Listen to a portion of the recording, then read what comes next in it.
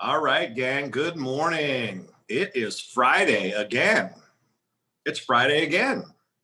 Wasn't it just Friday? Or as somebody once said, do we just start calling them day?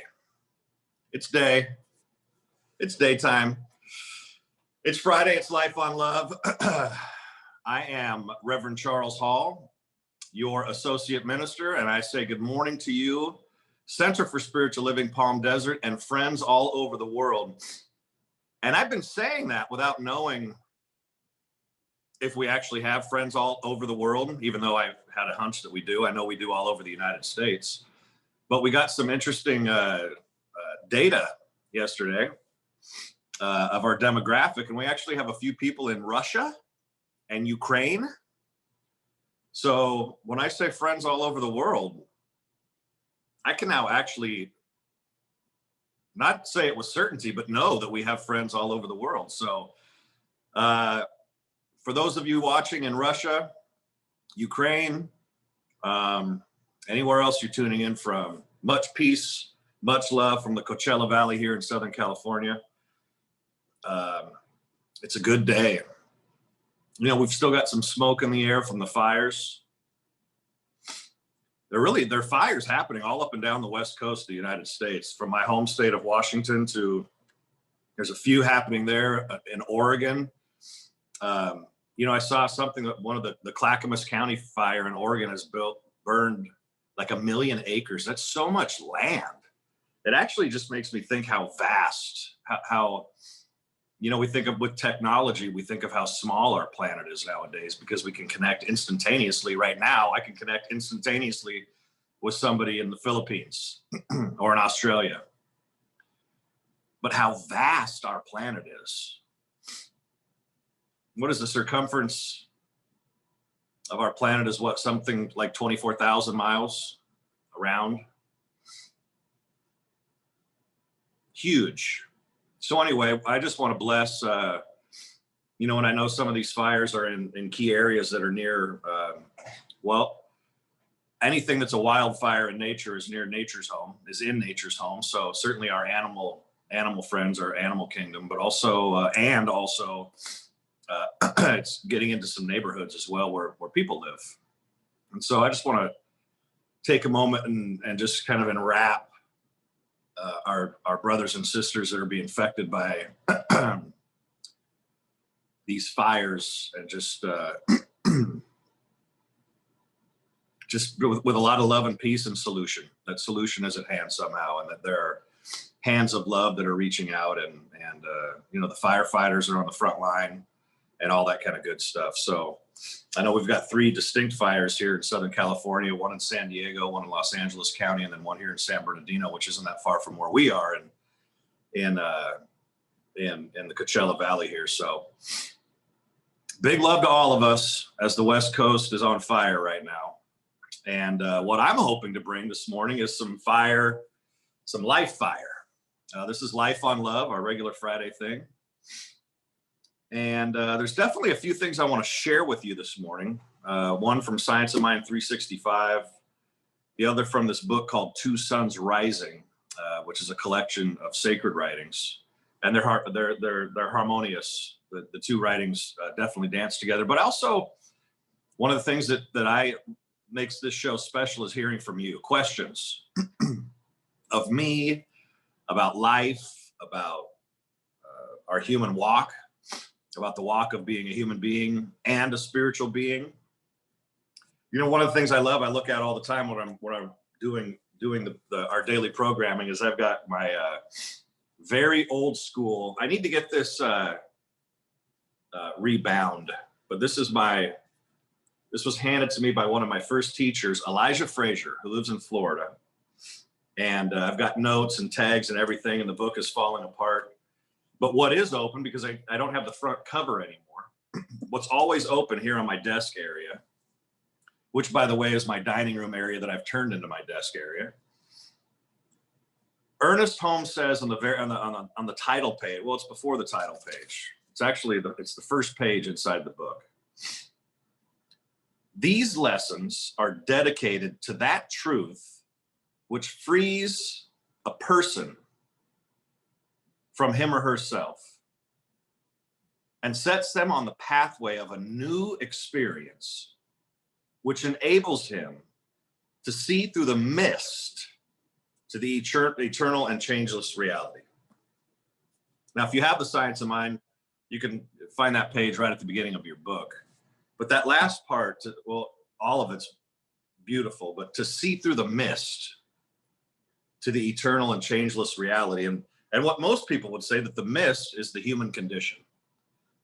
Excuse me, the human experience. And as far as I'm concerned, if you're here as a human being, we're here to embrace all of what it is to be a human being.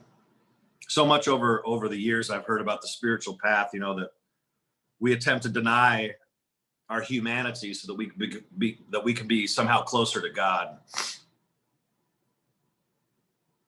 And I believe that embracing our humanity brings us closer to God. Insert word here: God, spirit, the presence, life, love. I think what's been said is that we want to, if we drill down into it a little bit, deny maybe the unhealthy cravings that come along with humanity. But the bottom line is, gang, we're here as human beings. And there's a reason for that. I don't know what it is. My work is to discover my reason for that. Not your reason for it. I'm not here to discover your reason for it. That's your work. But we're here as a human being. And that's important. Not to deny our humanity. My guess, and someone way more enlightened than me would have an assertion about this. I don't have an assertion about this, but my guess, or, you know, a strong assertion, I guess I'm asserting something, but my guess is that we are here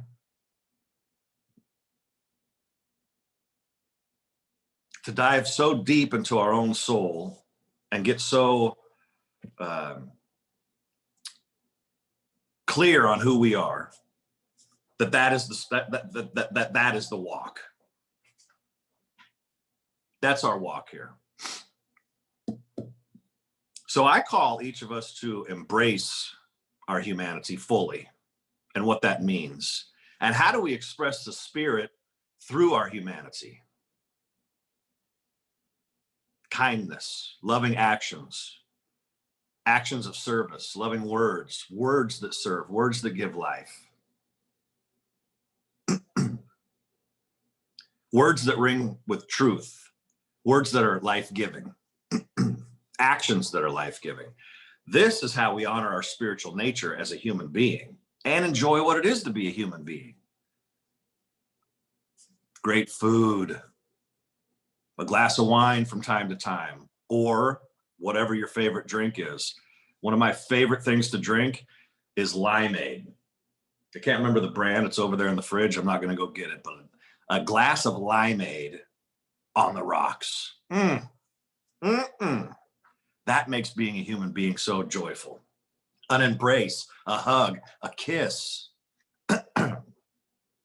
Some of the things that make a human being so joyful. So there. Also, I want to hear from you today about what you want to hear. We're kind of, you know, I think a week or two ago, I talked about the dog days of summer, and I referred it to the baseball season. When the season gets into July and August, and you know, it feels like the baseball season can go on forever because they're playing every day. And we're playing every day.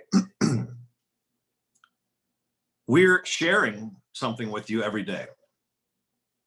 Sensational Six, myself right here on Fridays, a meditation or Sunday service, interviewing guests every day. And we're a solid 6-7 months into this format of not being together. So I'm calling it the dog days of COVID right now. We're in the dog days of COVID. And what I'm keen to is that sometimes a particular format can get stagnant. What I'd love to hear from you, if you're tuning in, I know you're out there. You're out there. What do you want to hear as we go forward over the next, the coming weeks and months? What would be meaningful for you? And Reverend Lori Savage, my producer extraordinaire here this morning, I know we can capture those ideas and put them in the hopper and see what we can do. But we want to make sure we're speaking to you, that I'm speaking to you, that our ministerial staff is speaking to you, that the program is speaking to you. What do you want to discuss? What do you want to explore? What do you want to hear? Actually, I left my notepad right over there, so I'm going to go get it real quick.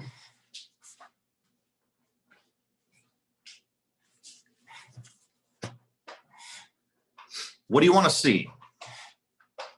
What's meaningful for you right now? Are you experiencing the dog days of COVID?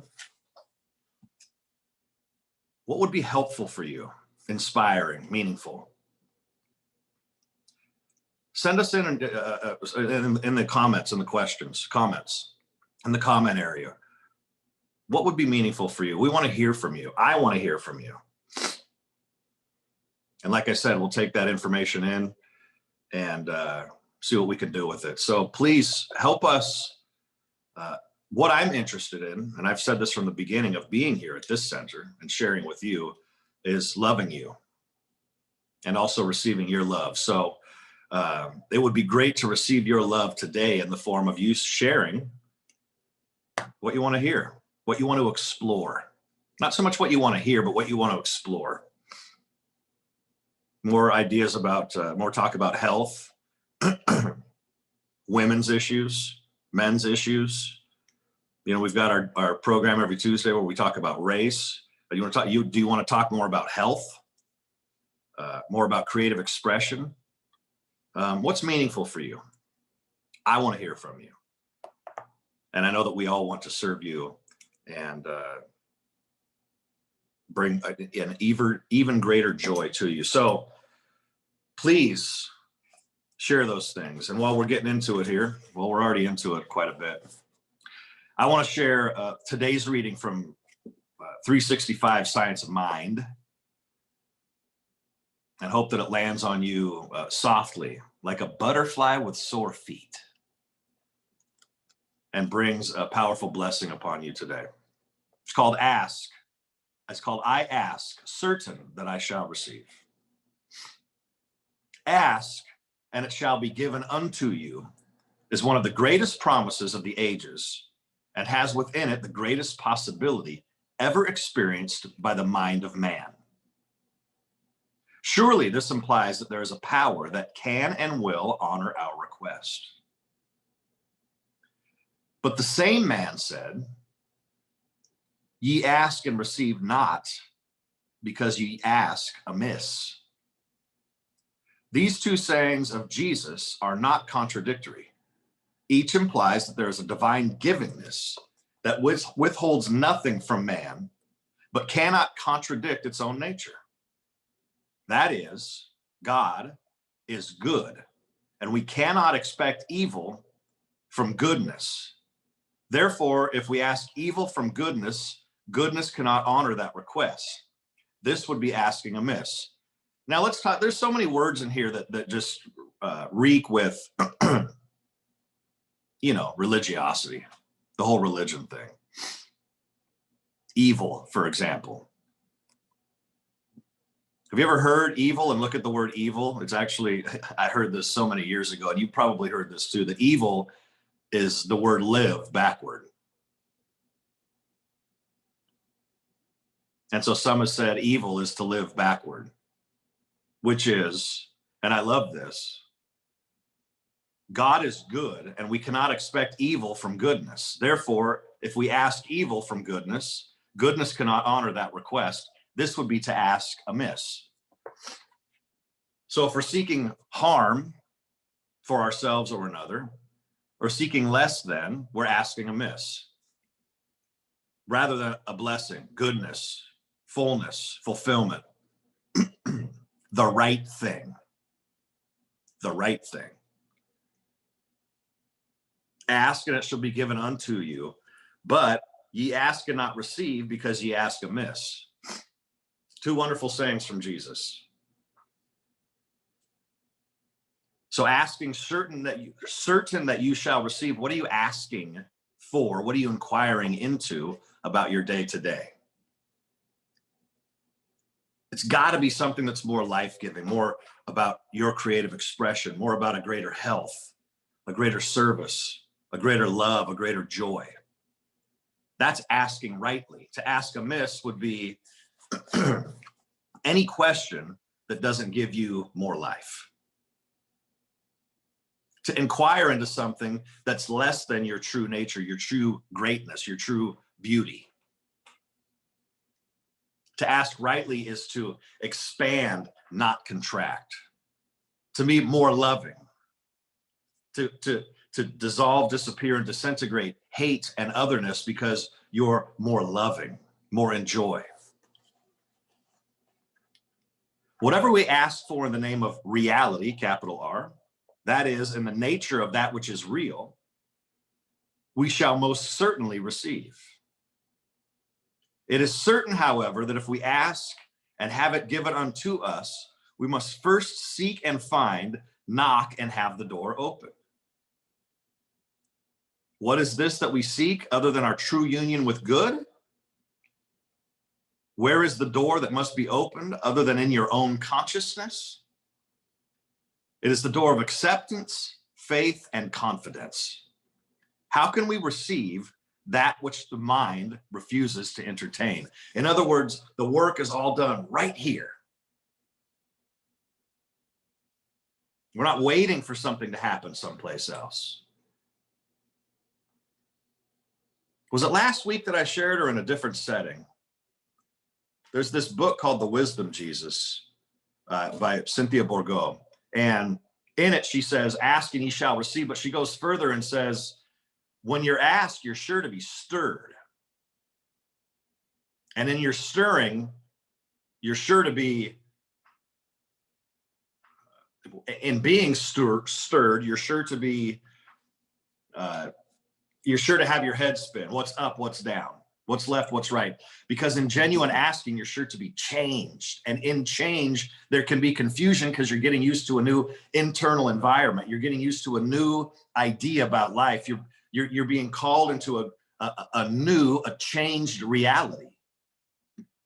And that takes some getting used to. So when you ask for more life, for more love, for a greater joy, for a greater financial good, the work is done here, but we must be prepared to be stirred, to be changed, to be grown.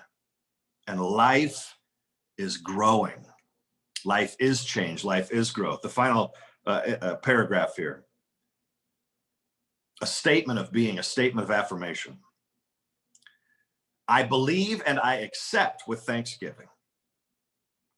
Therefore, today I ask and know that I shall receive. I seek and I know that I shall find. Today I knock and know that it shall be opened unto me. I receive the gift of life in all its fullness. That's Dr. Ernest Holmes.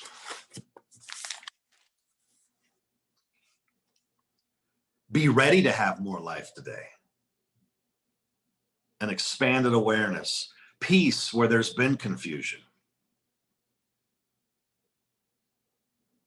tranquility where there's been upheaval, family matter, a relationship issue, financial challenge, solution where there's been only a question or a problem,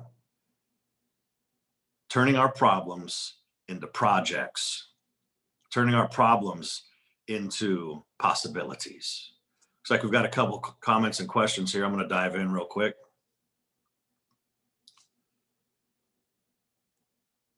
Carrie says, cover writings and books of Ernest Holmes. I am reading this thing called You, and it has been enlightening and comforting. Interviewing our church members has been interesting. That's great. And we've got a few more coming up as well. Eager Guest says, how do we live a divinely inspired life when all around us appears to be unaware of the desirability of the attempt? all around us makes us self-conscious about the attempt. Prayer, how do I pray? What is the correct way to pray? Love it. How do we live a divinely inspired life, eager guest, when all around us appears to be unaware of the desirability of the attempt? Well, here's what matters most, eager guest, is that you're up to it. Is that you are earnestly attempting to live the desired life. We have zero control over what's happening outside of this temple right here. Zero. What we can control are our thoughts, our mind, the words that come out of our mouth and how it affects our environment, our body temple. But yeah, there's a lot of people that are asleep out there. So how do we do it? We make a commitment to living an inspired life. And here's what happens, eager guest, out of that. You actually change and transform the environment within which you're living by doing that. You change and transform the environment within which you're living by living the inspired life. And you will start to see, so rather being a reaction to what's happening around you, the COVID and the election season and the, all the stuff that's going on right now. The world's mad. Mad as in crazy. But in the midst of that, your earnest and sincere commitment to living an inspired life, number one, first and foremost, breaks free from that bondage in consciousness into real freedom, into being emancipated. So you're free. And because everybody wants to be free, it is a fundamental desire of humanity because of where we come from, which is the spirit. It's a fundamental desire of everybody to be free. Because of that, you living a free life, as whoever it is, Marianne Williamson, or oh my goodness, his name is escaping me right now. The ex-president of South Africa. Nelson Mandela. Thank you, Reverend Laurie. Nelson Mandela. You silently give permission for other people to shine as well. You give permission for other people to do that also. The work always is here. The illusion is that we try and make it out there. And that's what so many people do. Pounding their head against the wall, trying to change the conditions of their life without changing themselves first. It's exhausting. I don't want to say everybody's done it. I've tried it over and over and over again. Trying to change the conditions of your life without changing your inner condition. We first must change here. And that means we must be stirred, and we must be willing to be uncomfortable for some period of time while we're transitioning into a new paradigm and a new reality in which we experience a greater freedom and emancipation. Reverend Laurie, come out from behind the producer's booth for just a second. Have you had an experience of that when you tried to change the world of conditions without changing yourself first? It's painful, isn't it?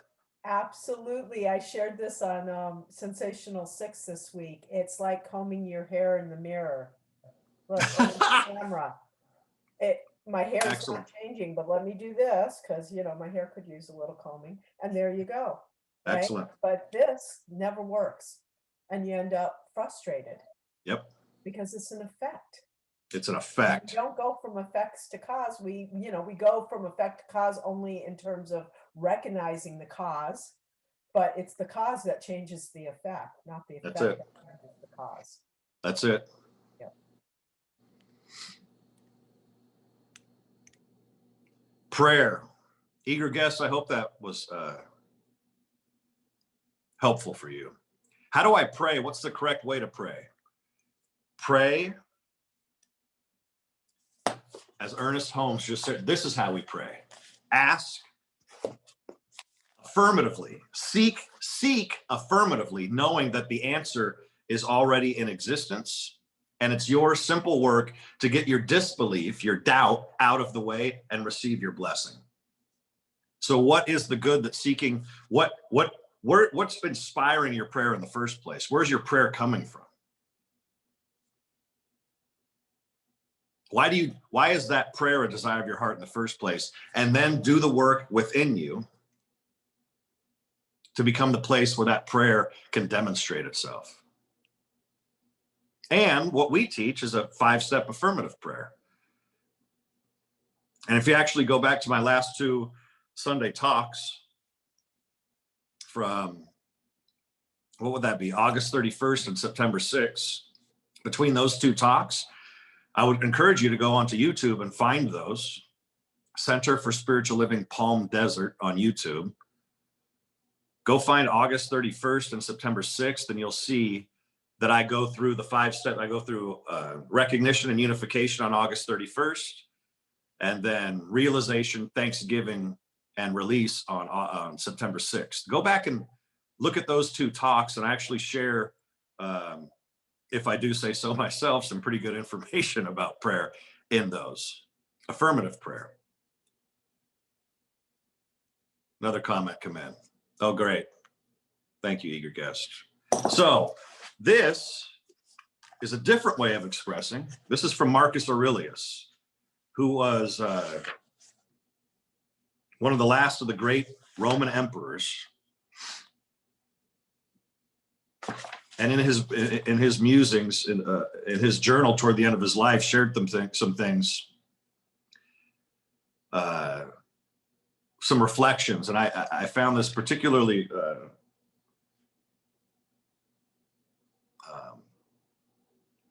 harmonious with Ernest Holmes' writing. Is your cucumber bitter? Throw it away.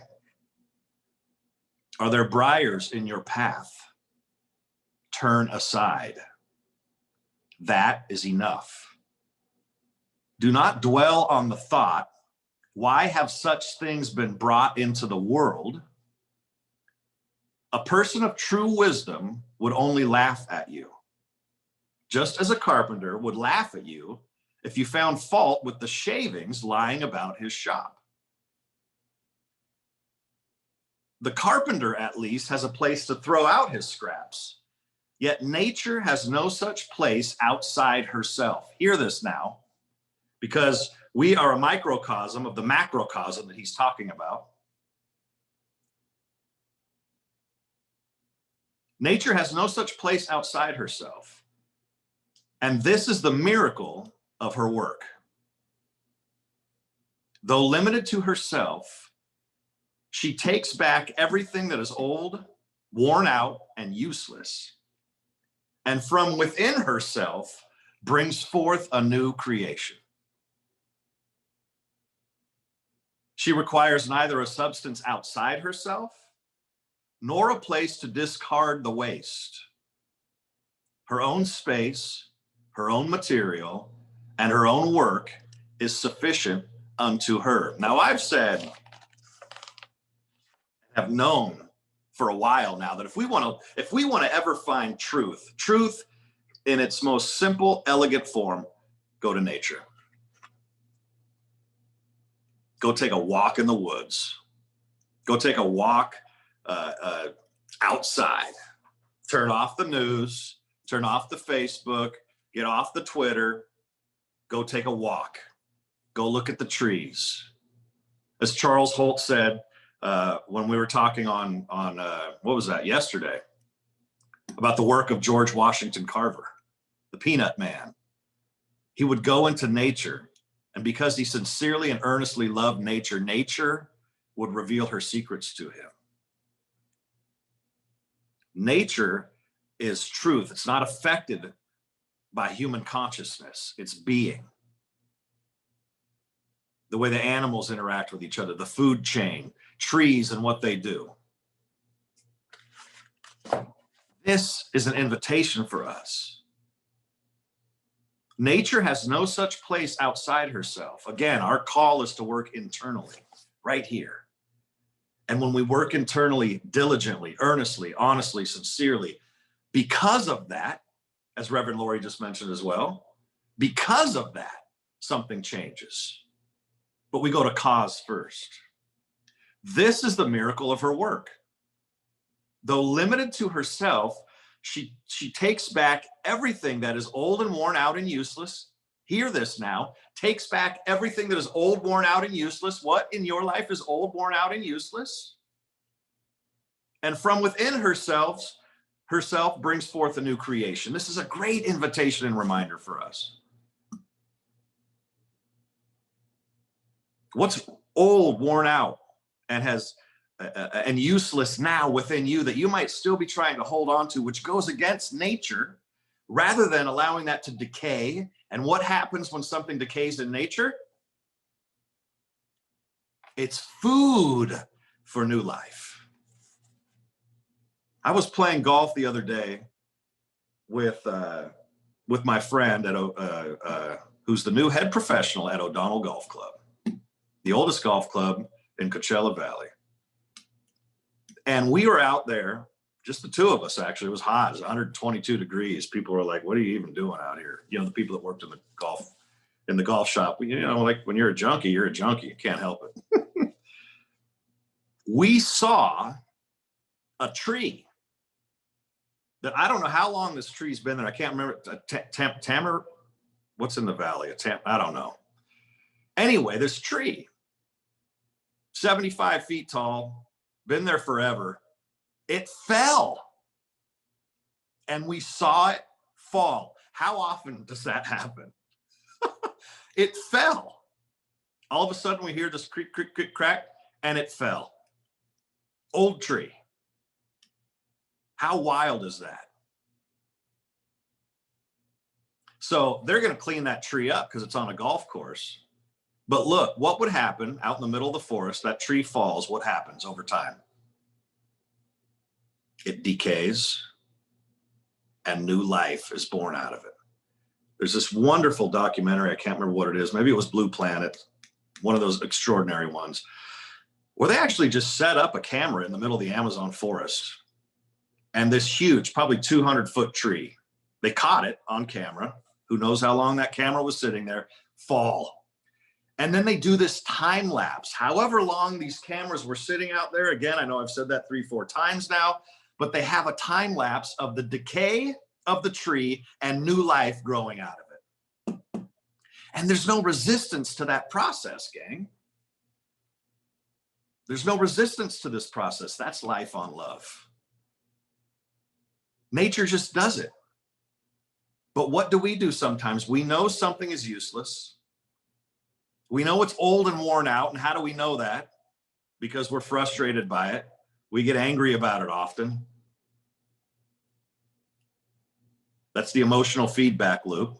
We try and keep it in place because it's what we're supposed to do, or we're comfortable in our displeasure and anger and frustration, rather than in our work in consciousness and prayer, allow it to fall down, decay, and become food for new life within you, for a new food for a new paradigm, to actually stand on that decay and grow into a new expression. From within herself, she brings forth a new creation. She requires neither a substance outside herself nor a place to discard the waste. Her own space, her own material, and her own work is sufficient unto her. That's you, and that's me. That's the invitation today. So how do that and Ernest Holmes dance together? And the words of Jesus? Ask how what is old, worn out, and useless in your life today can be changed and transformed into new life. Ask and be willing to receive earnestly and sincerely. Where are you frustrated? Are you frustrated because you've been in your house for 6-7 months now? Are you frustrated because you haven't seen another human face? You haven't had a hug in a long time? Earnestly ask today, how, considering the laws of nature, can that be transformed into a new life for you? a solution of some sort, a reconciliation of some sort. Ask and be willing to receive. But asking amiss would be to inquire some sort of question that keeps you engaged with that which is useless and worn out. Ask the question, where is new life seeking to reveal itself out of this situation?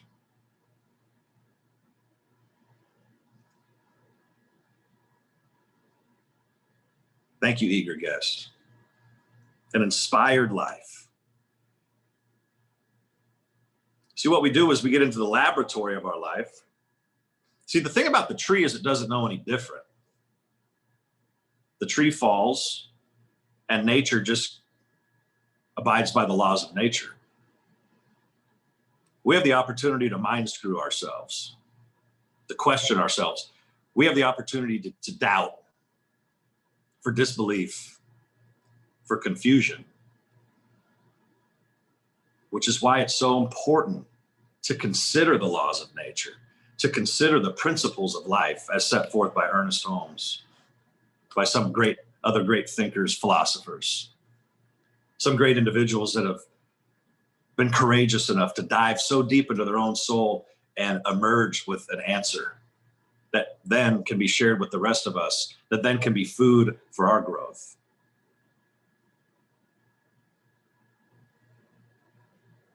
This is the invitation today. Dedicated to that truth which frees man from himself and sets him on the pathway of a new experience, which enables him to see through the mist to the eternal and changeless reality.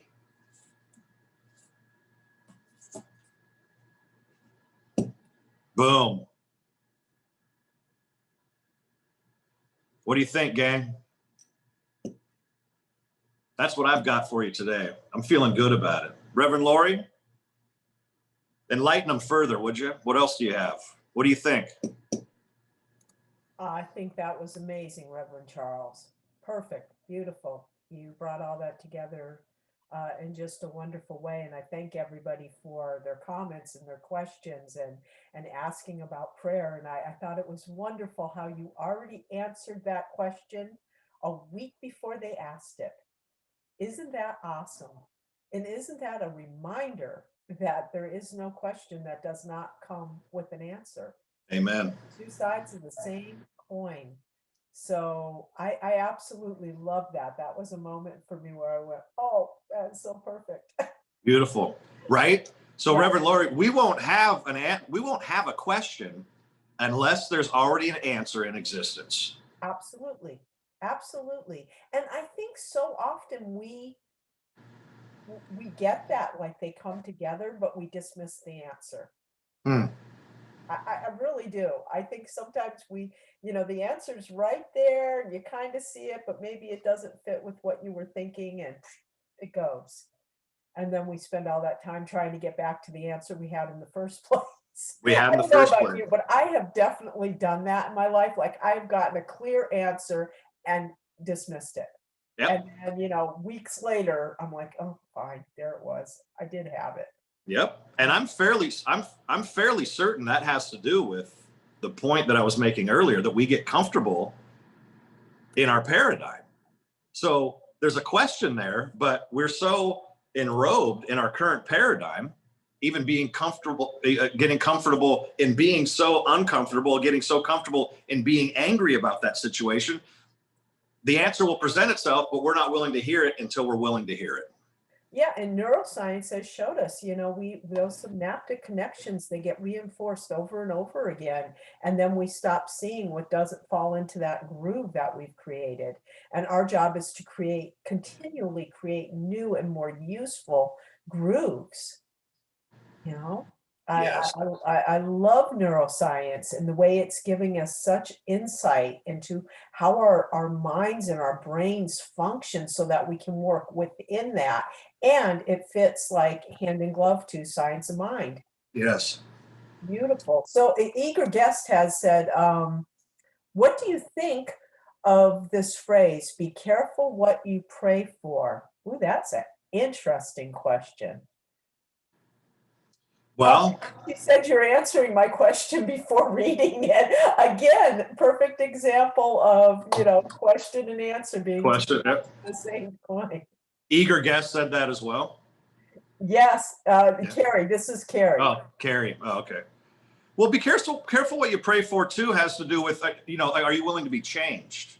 And again, being changed means that you're going to be stirred, and it means you're going to be uncomfortable as you're welcomed into a new paradigm. But also,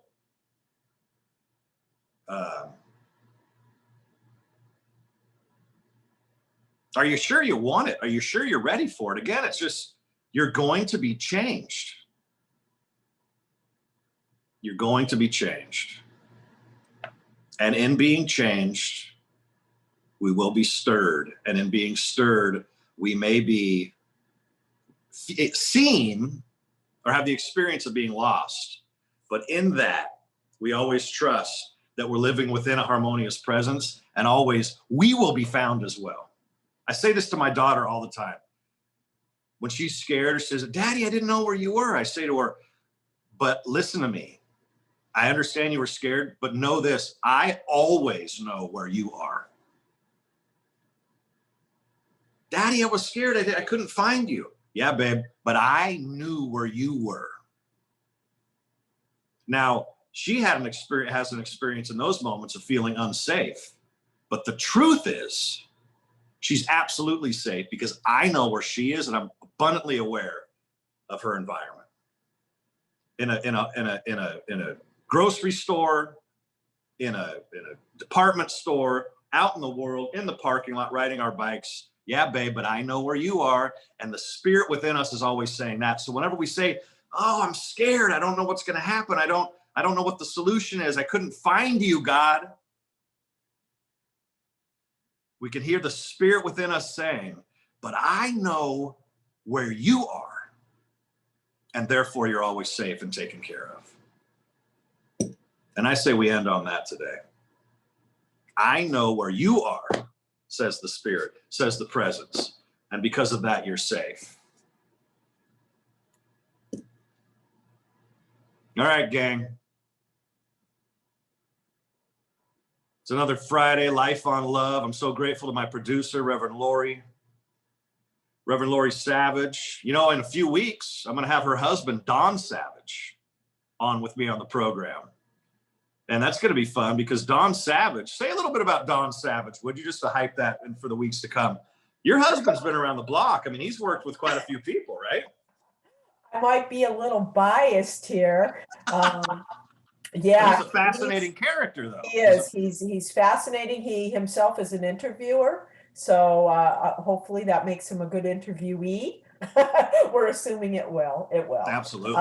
He's interviewed so many people in his career, from Ringo Starr to Barry Manilow, tons of cabaret and Broadway artists. And he's just gathered so much wisdom from all these interviews. And he has been in Science Mind for the last 20 years. So he's really good at applying the principles that we teach. So he brings that to everything that Love it. Does. So yeah, I think you guys will have a lot of fun together. I think so too. I can't wait. Just who doesn't love a good story, right? I mean, he's just got to have stories for days. He is. He's writing a book. He's in here writing hour after hour after hour for months. So he's definitely got a lot of stories, and they're all in the top of his mind right now. So you're getting them at a perfect time. Love it. Love it. I'm not sure the exact date, but that's coming up in a few weeks. September 28th. September 28th. Excellent. Cool. So before that, as in tomorrow, we've got another meditation coming to you. Your Saturday morning, 10 a.m. Meditation. Encourage you to take advantage of that. And then Sunday, another wonderful service we'll be presenting to you that will be in your inbox early Sunday morning. We continue to welcome your financial blessings upon our center. Our Sunday giving's down. Our weekly giving's down a little bit. We're okay, but because of the circumstances that we're living in, we're continuing to know our financial abundance and thriving as well. So we keep going to cause as well. And from that place of cause, we extend a wonderful invitation to you. I know there's a button here on your page where you can donate to the center. We make it very easy for you. You can call into the center through the website, through PayPal, many different ways to do that. So thank you for continuing to bless us with your financial good, as I know that you're experiencing the blessing of what we offer you. And please encourage your friends, other people to tune in with us. Ask them to go subscribe to our YouTube page, Center for Spiritual Living Palm Desert. We've got so much good material on there now. You could spend hours and days probably at this point, going through all of the interviews, the Sunday services, a lot of stuff on there. So thank you so much for continuing to support the center with your financial goodness. All of it helps.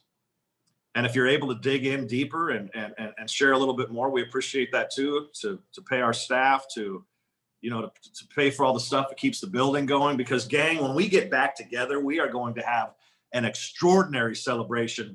And we want that building and our grounds to be better than ever when we reopen, whenever that is. So thank you for continuing to shower us with your financial good, as we are committed to showering you with this spiritual food and substance. Next week, coming up on Monday, I've got my friend Bishop Edward Donaldson. Now, he comes from the Pentecostal church, but he's a New Thought Pentecostal. Fascinating, lovely human being. He's right now the director of theological studies at Seattle University in Seattle, Washington, which is interesting because that's a Jesuit university. And so you can see, just based on that description, that he's multifaceted: Pentecostal, Jesuit, New Thought, and he's so rich, intellectually rich and soulfully rich. Bishop Edward Donaldson will be with me on Monday. Tuesday, Jafon and I continue to rock and roll. We're going to start adding some twists to our Tuesday walk through the book. We're going to start adding some twists to that to mix it up and keep it fresh and alive. So tune in on Tuesday for that. Wednesday, the Sensational Six continues to offer their brand of spiritual goodness and love. Thursday. Say that again. I hear they're wonderful. They are extraordinary. The Sensational Six really are sensational. If name is nature, then that's on point and purpose. That's Wednesday. Thursday, a friend of mine and practitioner emeritus. She's been a practitioner for a long time. She's a global practitioner. She's everywhere. She does workshops at centers all over the place. Her name's Linda Watson from Orange County. And she's going to be with me to talk life, love, principle, goodness, all that kind of stuff. Linda Watson. She's an awesome human being, and I can't wait to share her wisdom with you. Again, she's been a practitioner, it seems like forever. And it's just a wonderful expression of the Spirit. Friday, Life on Love with me, and then we keep rocking and rolling into the next week. So that's what's going on. We appreciate your love. Be sure and tune in too, though. We want to make sure you know that our offering for the virtual prayer room is alive and well on Sunday mornings. Right now, it takes place at 11 a.m. where you can, there's a Zoom link when you get your Sunday service in your inbox. There's a Zoom link where at 11 a.m. you can jump into one of the virtual prayer rooms. You'll be in a waiting room, but then you're ushered into a private, confidential room with just one-on-one with a practitioner of truth, one of our center's spiritual practitioners, where you can get some prayer for whatever's dancing on your heart, wherever you're ready to ask and be up-leveled, and take that decay, take that what doesn't work anymore and have some new life come from it. Take advantage of that at 11 a.m. on Sunday morning. Our virtual prayer room, as I mentioned, it's safe, it's confidential, just you and a practitioner, and take advantage of that up-leveling. I think that's all I've got. Reverend Lori, did we have one more comment come in? Did we have a question on will we be having an online foundations class? I think that's probably in the works, isn't it? That's a great question. Yep. We're I'll tell you what, we're in the midst of exploring as we move forward during this time of, virtual gatherings. I'll tell you what, if that's, it sounds like whoever asked, that's meaningful for them. If it would be meaningful for anybody else, I encourage you to reach out to the office. info@cslpalmdesert.org, or go to our website, cslpalmdesert.org. Look up the phone number there. You can also send an email through the website. You can find our center's phone number there.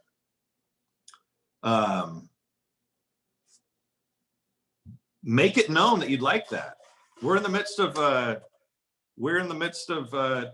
kind of plotting our course for education going forward right now. So we'd love to hear your feedback on that. I don't have a definitive answer. I know that there's we have plenty of educational things in the works, but if there is enough of a push for a foundational course, you bet we'd offer it. So yeah, thank you for asking that. All right, I think we're good for the day. Go to the order, as they say. It's Friday, it's September 11th.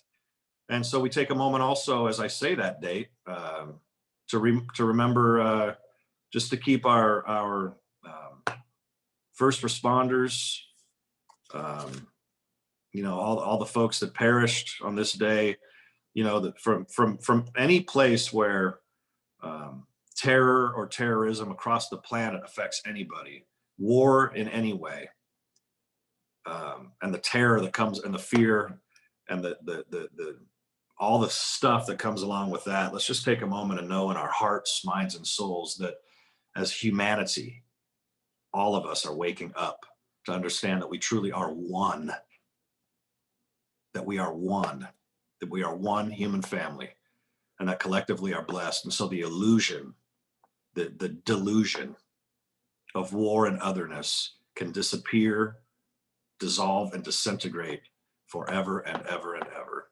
Amen. Have a beautiful day. Make it an awesome weekend, and remember to make today best day ever. Peace, much love.